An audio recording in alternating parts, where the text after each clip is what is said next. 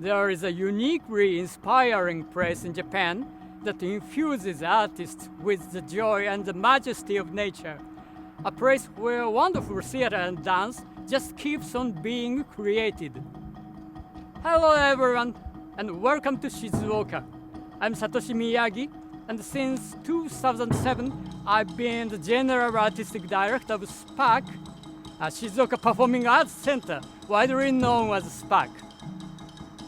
If you take the Shinkansen bullet train from Tokyo, within an hour, you can be beside the Pacific in this famously friendly small city, with its backdrop of green hills and peaks rising up to iconic Mount Fuji.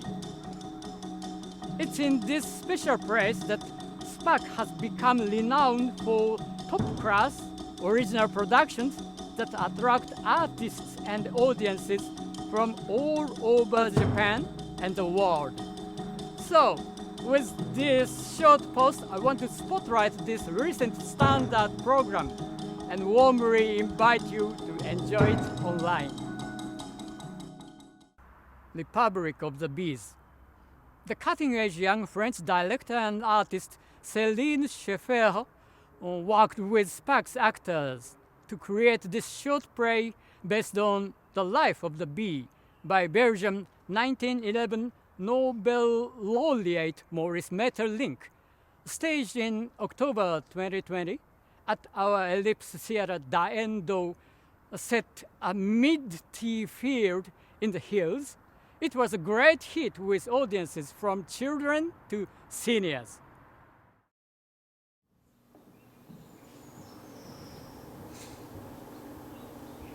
自然は目を覚ます。冬の眠りから女王蜂はまた卵を産み始め、幾千もの蜜蜂が毎日生まれる。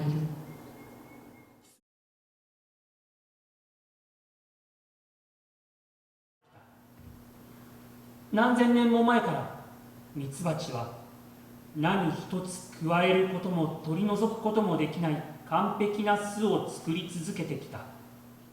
Alors, le spectacle La République des abeilles est un spectacle que j'ai écrit à partir des textes de Maurice Maeterlinck, qui s'appelait La vie des abeilles. Et c'est un spectacle tourné vers le jeune public, qui parle de la vie d'une ruche, sur les saisons, qui raconte la vie d'une ruche en lien avec les saisons. Au-delà des abeilles, ça parle de la nature, de la fragilité de notre nature qu'il faut préserver.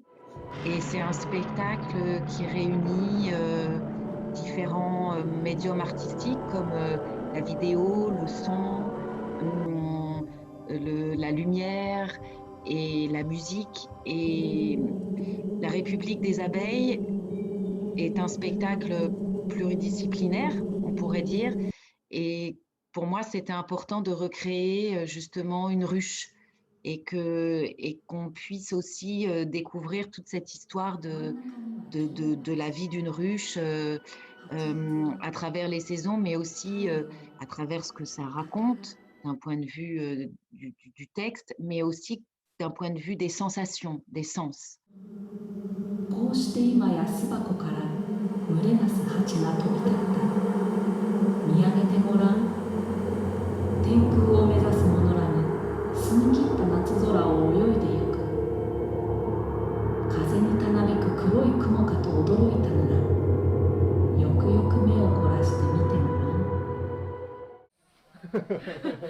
巣箱です。見たことある？見たことない。これね、作ったんだよ。この中にある。中見てごらん。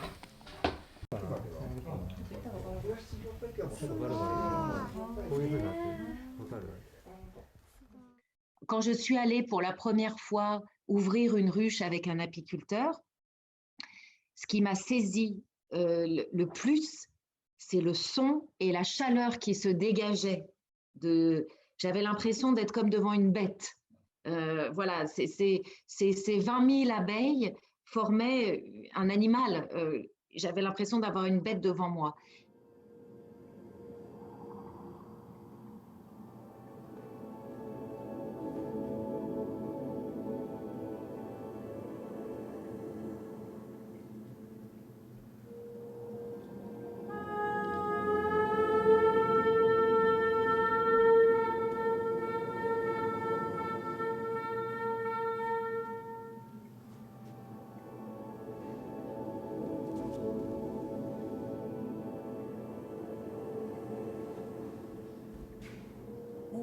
様が王家のゆりかごでお過ごしになった16日間、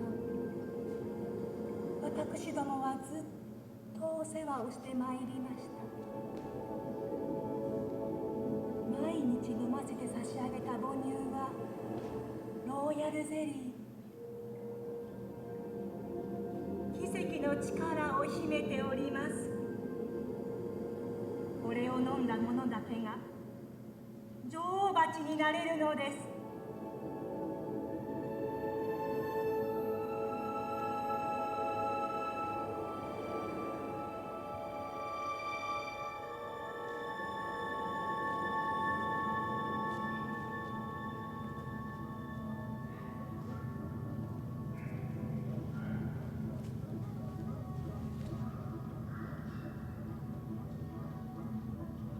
お前様は太陽の光を求めず、外の広い世界にも興味など示されないでしょう。ただ一輪の花を訪ねることもなく死んでゆかれる。けれど、お前様だけが愛の不安に身を焦がす。そして残りの一生また闇に閉ざされ、群れのざわめきに包まれながらゆりかごをへめぐってお過ごしになる。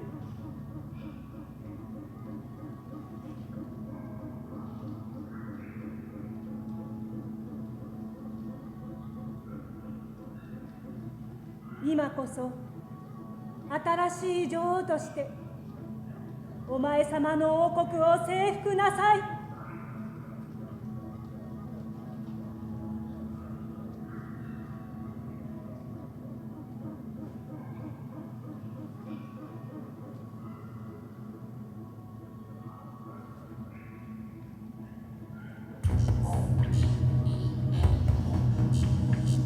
恐れと怒りにたけり狂った若い王女は蜜蝋の壁を見回り、ゆりかご部屋を一つ一つ訪ね歩く。ライバルを蹴落とすため、この時働き蜂は宮殿の中に死が入り込むことを許すのだ。恐ろしい瞬間、選ばれし者への欲求が彼女を駆り立てる。まだ眠っている他の王女、同じ王位継承権を持つ王女らのゆりかごに討ち入るべく、嫉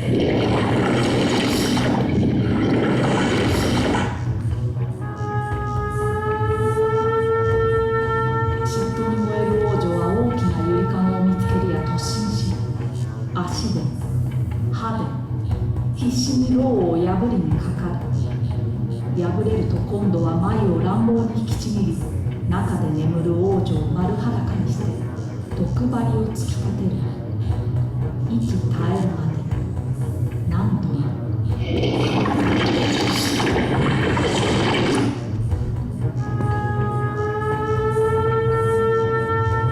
ようやく静まると笑みを浮かべて針を収める。がそれもつかの間、新たな血祭りを上げに次の部屋へと向かっていく。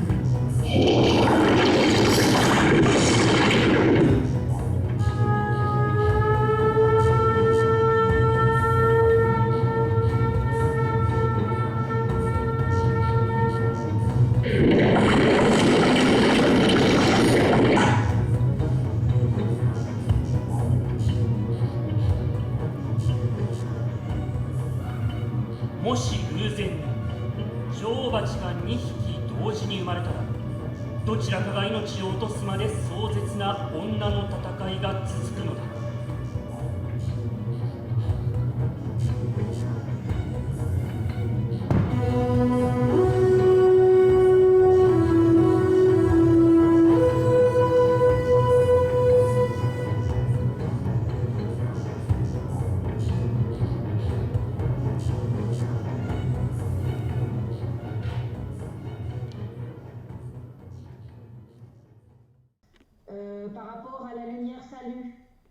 ざっくり言うと、とにかくお芝居非常に良かったので、後ほどお伝えしますが、ほとんどそんなに言うことはありません。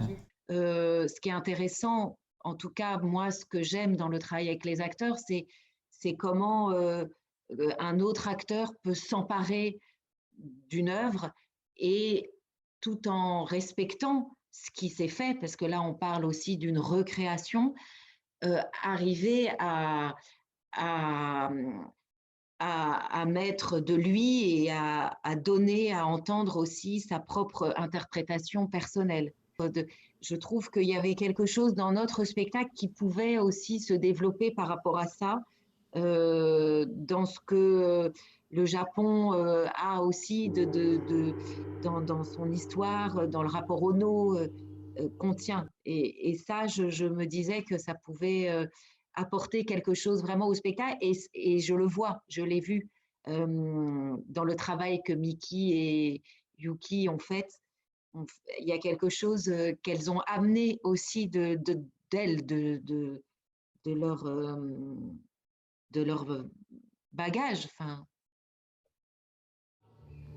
また飛び立つジグザグと、そして今度こそは他のミツバチが決して行ったことのない天の高みまで。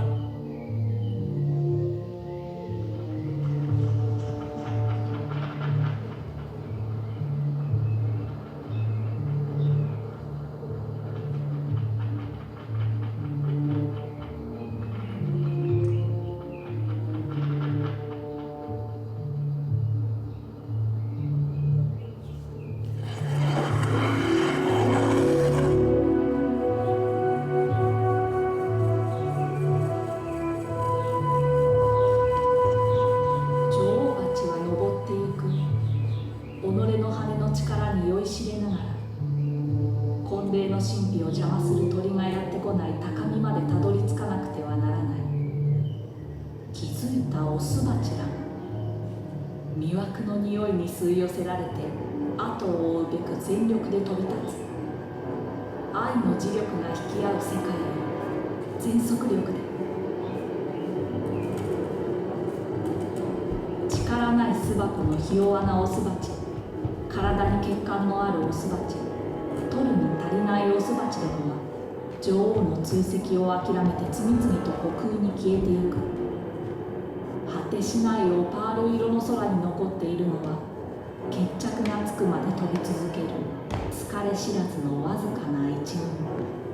さらなる高みへと登っていく女王蜂が最後の力を振り絞って羽を動かしたその時、一匹のオスバチが追いついた。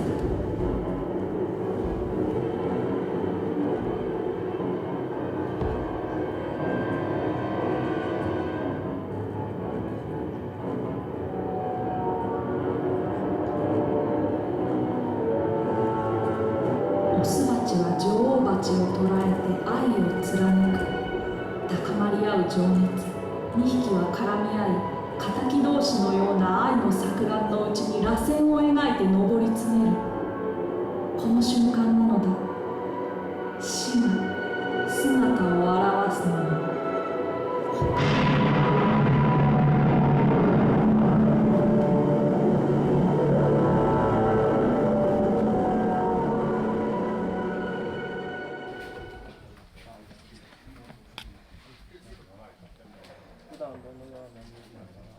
なんか、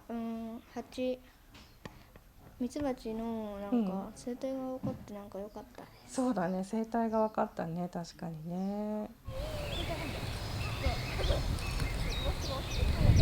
なんですか、ついたての使い方がとてもなんかこう印象的というか、うまいことやっぱりこうなんていう少し動かしただけでその、場面を変えていくみたいなところがとてもすごくさすがだなと思いましたし、それがこう透けて向こう側がぼんやり見えているっていうようなところも、具体的にすごくいいなと思いました。